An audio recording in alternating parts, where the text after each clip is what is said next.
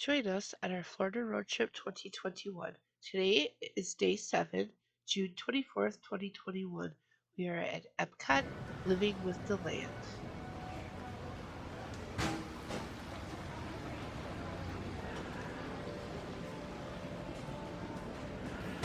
Living with the Land was originally called Listen to the Land from 1982 to 1983. It first opened October 1st, 1982. Ooh, let's look at this side. Living with the Land is a ride on a slow-moving boat. Living with the Lambs down there. During the ride, we learn how horticulturists are using growing techniques and cross-breeding crops to help feed the planet. Also see bass, tilapia, catfish, and shrimp on the hybrid fish farm.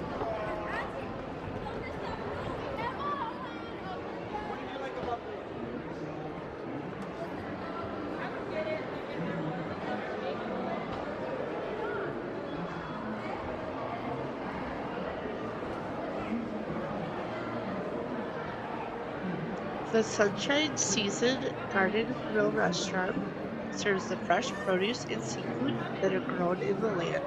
The pavilion has 5 areas: Tropics Greenhouse, Aquacell, Temperate Greenhouse, String Greenhouse, and Creative Greenhouse.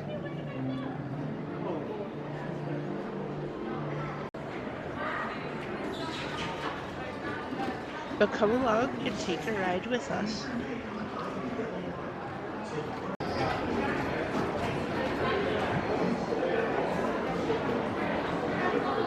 Welcome to Living with the Land. As you board the boat, please lower your head and watch your step. For your safety, remain seated with your hands, arms, feet, and legs inside the boat at all times. Parents, please supervise your children and refrain from flash photography or using video lights until we reach the greenhouses. Thank you. Now, sit back, relax, and enjoy living with the land. Por su seguridad, permanezca sentado con sus manos y brazos, pies y piernas dentro del barco y cuida a los pequeñitos. A manera de recordatorio, no tomar foto con flash y luz de video antes de llegar a Ninandero.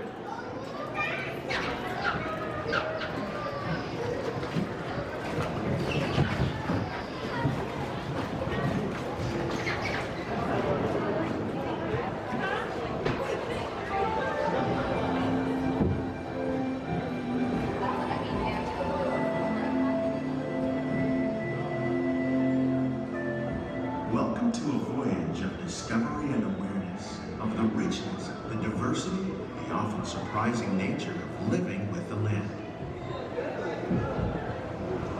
Our journey begins as dramatic and sudden changes are sweeping over the land. The approaching storm may seem violent and destructive to us, but to nature, it's a new beginning in the cycle of life.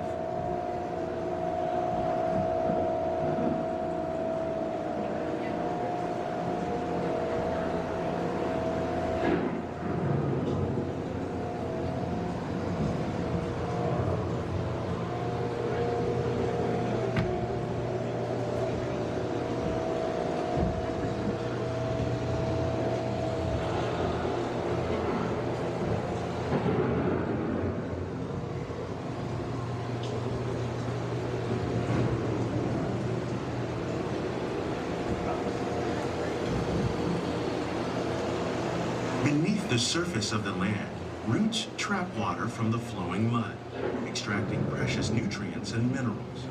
These elements, when combined with sunlight, create the diverse living systems of our planet.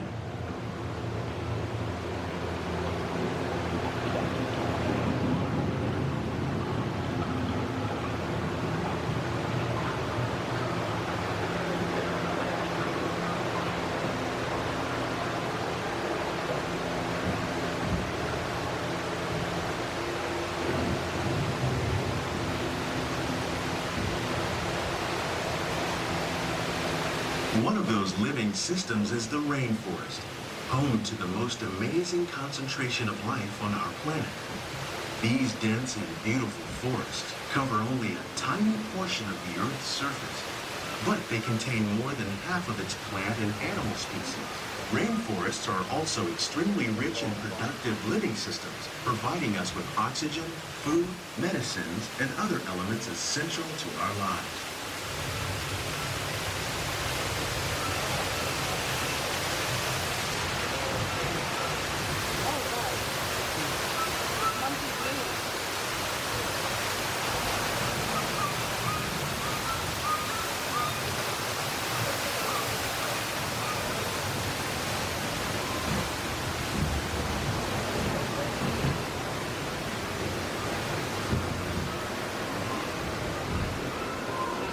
In the desert, nature has created a very different, but no less beautiful living system.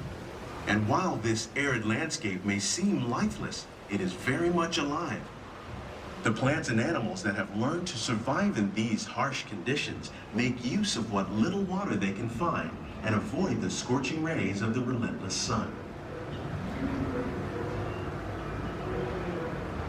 The American prairie once appeared as desolate as the desert. But over time, rainwater and nutrients gradually penetrated the hard surface of this land. Even the hooves of the mighty buffalo helped create the rich soil that would one day become home to the American farm.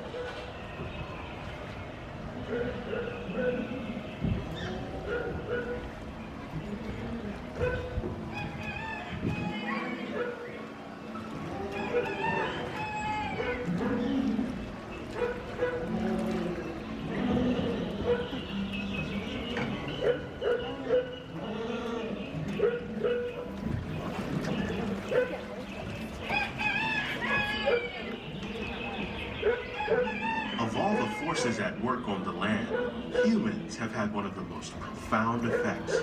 The need to produce food for a growing world led to the enormous use and sometimes overuse of the land. In our search for more efficient ways to grow food, we often fail to realize the impact of our methods.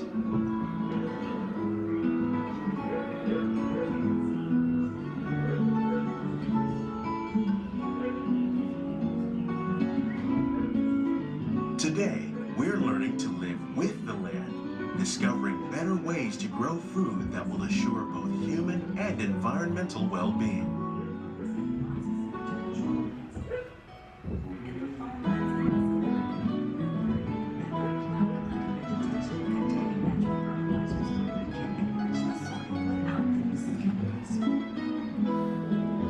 In arid regions, we're learning to produce food on desert seacoasts by developing and planting crops that thrive on salt water.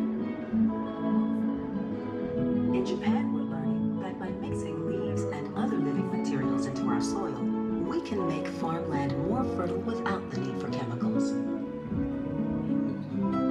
Here at Epcot, we're learning to reduce the need for chemical pesticides by breeding and using natural predators like ladybugs and wasps to control pests. In the farmlands across America, we're learning that by plowing under vegetation containing natural fertilizers, we can make roasts.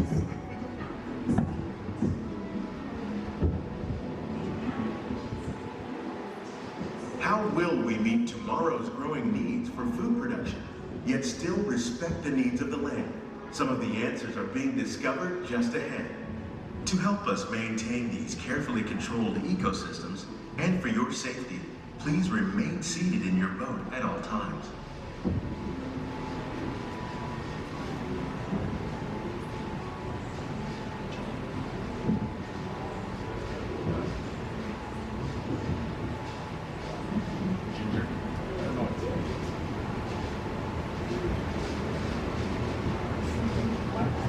Welcome to our living laboratory, where scientists from Epcot and the U.S. Department of Agriculture are exploring innovative ways to produce bountiful harvests now and into the future.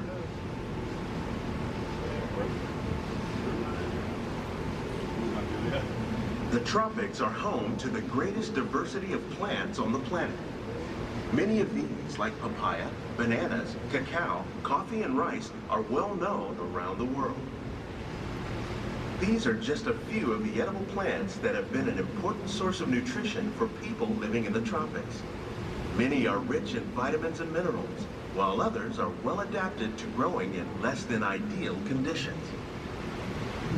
Some, like the water lily, thrive in wet, swampy areas and waterways. All parts of this plant, even the flower petals, are edible. The starchy root of the plant has long been used to make flour for baking.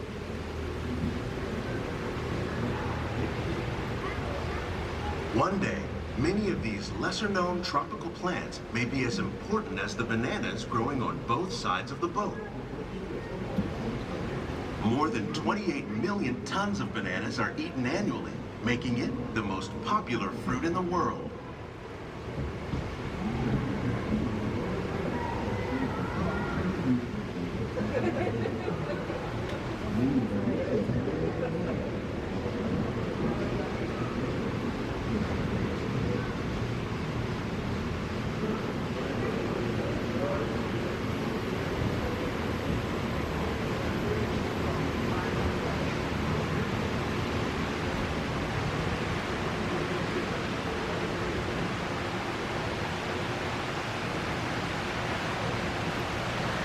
When we mention farming, you probably don't think of fish, but fish farming, or aquaculture, accounts for nearly half of all the seafood consumed globally. Tilapia, bass, and catfish, like the ones you see here, are three of the more popular crops raised by fish farmers. The sustainable system we're using here recycles the water in the tanks. As a result, we're able to save millions of gallons each year. Our small fish farm produces nearly 5,000 pounds of fish each year to serve at restaurants around Walt Disney World. Innovations like this one can play an important role in our efforts to produce bountiful harvests and still protect natural resources.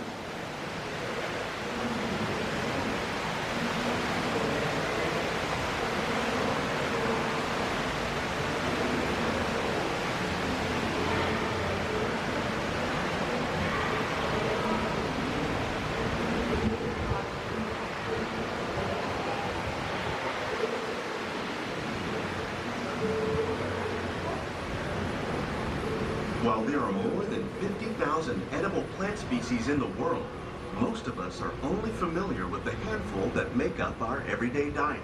The common grains growing here, wheat, maize, sorghum, and millet, plus rice, account for nearly 2/3 of our global food consumption.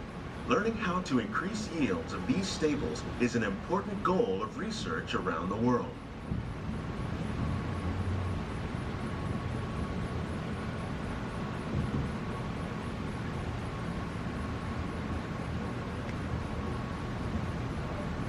These plants are definitely on their way up.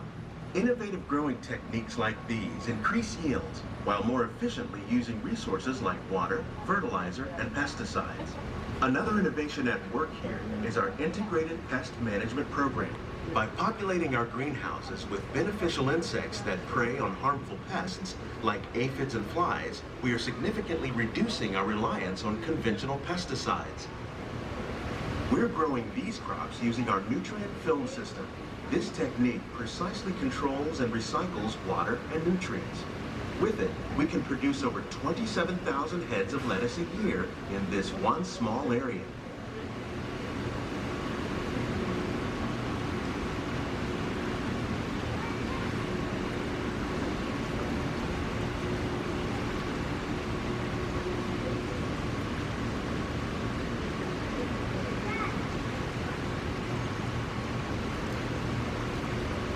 Some of our best ideas have been inspired by nature, like these fruit and vegetable trees. By growing these ground plants vertically, we can increase yields and better control diseases. These crops taste as good as they look. In fact, we serve more than 15 tons of produce from our greenhouses in restaurants here at the Land every year.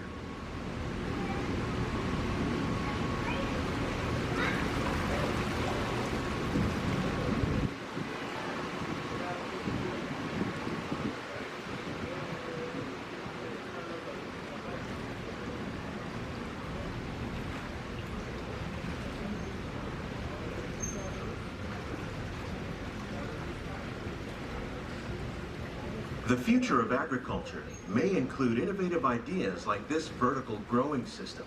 Plants grown in this way use a fraction of the space required by traditional growing methods. That saves water and increases production.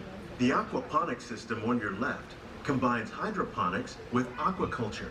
The fish provide a natural source of fertilizer for the plants, and the plants help keep the water clean for the fish.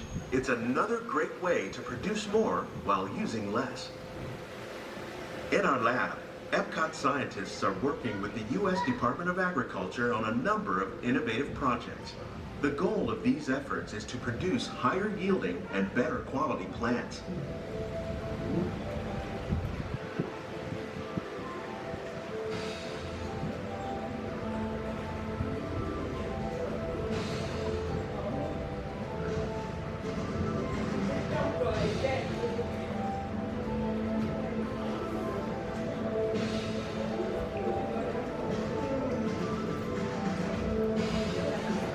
These greenhouses represent just a fraction of the work being done worldwide to produce bountiful harvests for our growing population. Scientists, farmers, and even backyard gardeners are doing their part to improve the quantity and quality of foods that we all rely upon. Together, we can continue to find more ways to increase food production and protect our precious natural environment.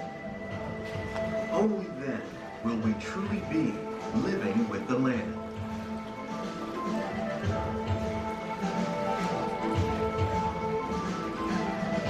On behalf of Walt Disney World, we hope you've enjoyed this unique journey through our living laboratories. If you'd like a closer look, then check out the Behind the Seeds walking tour. It's a chance for the whole family to get up close and personal with the plants and growing techniques in our laboratory. Please keep your hands and feet inside the boat and remain seated until the boat comes to a complete stop.